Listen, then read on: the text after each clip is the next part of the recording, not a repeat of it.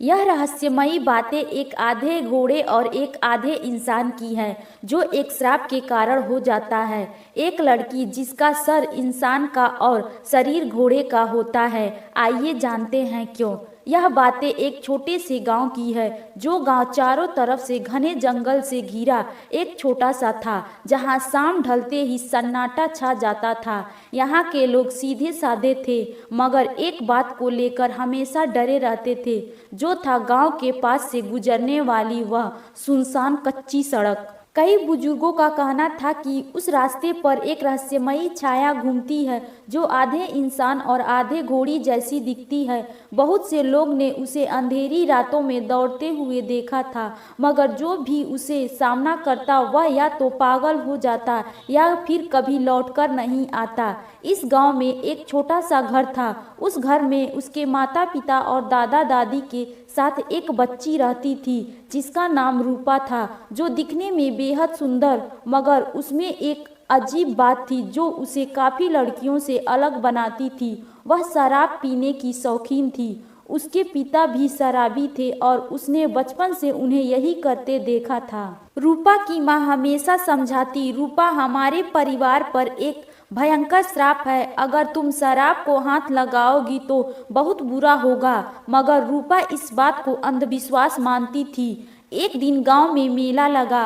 पूरे गांव में उत्साह का माहौल था। मिट्टी के खिलौने, मिठाइयों की दुकानें, झूले और रंग बिरंगे कपड़े पहने लोग। रूपा अपने दोस्तों के साथ मेले में खूब मस्ती कर रही थी। इसी बीच उसके कुछ दोस्तों ने चोरी छिपे शराब पीने की योजना बनाई।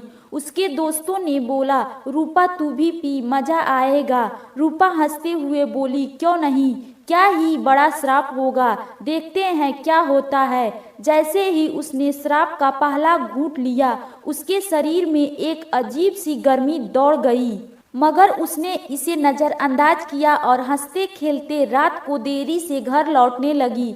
जैसे ही वह सुनसान सड़क पर पहुंची, उसके कानों में एक अजीब सी आवाज़ गूंजने लगी। ऐसा लगा जैसे कोई उसके नाम से पुकार रहा हो। अचानक उसके सिर में भयंकर दर्द होने लगा। उसकी सांसें तेज हो गई और उसकी टांगों में एक अजीब सी सनसनी दौड़ गई। उसने देखा कि उसके पैर काले और मोटे होते जा रहे हैं। उसकी उंगलियां आपस में जुड़ने लगी और धीरे धीरे उसके पैर घोड़े के टांगों में बदलने लगे।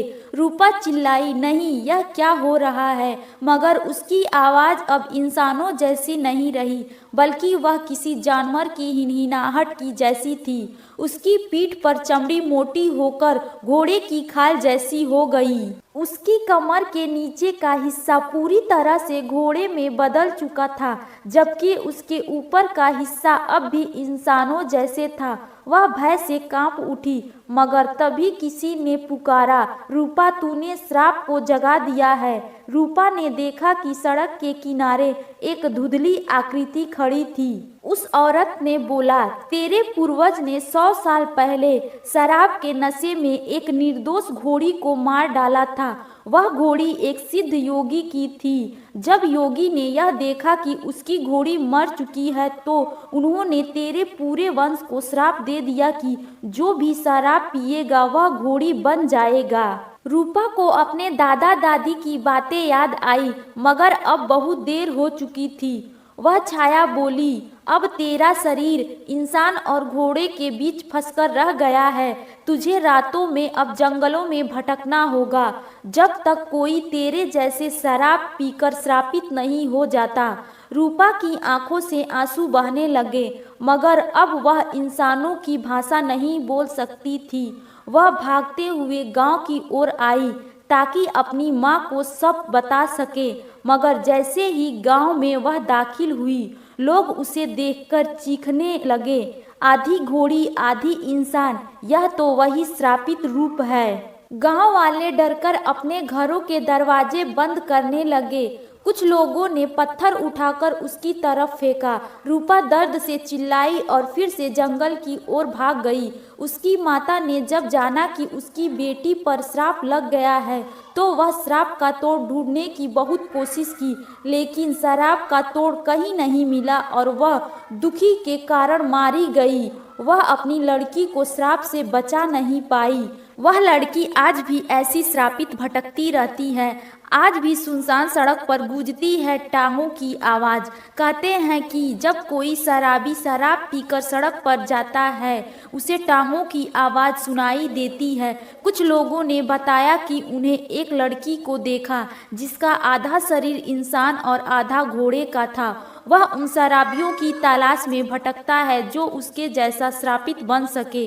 जो भी उस रास्ते पर शराब पीकर जाता है वह कभी लौटकर नहीं आता। यह वीडियो आपको कैसा लगा कमेंट बॉक्स में कुछ शब्द अवश्य लिखिएगा। वीडियो पसंद आए हो तो एक लाइक और चैनल को सब्सक्राइब कीजिएगा। धन्यवाद।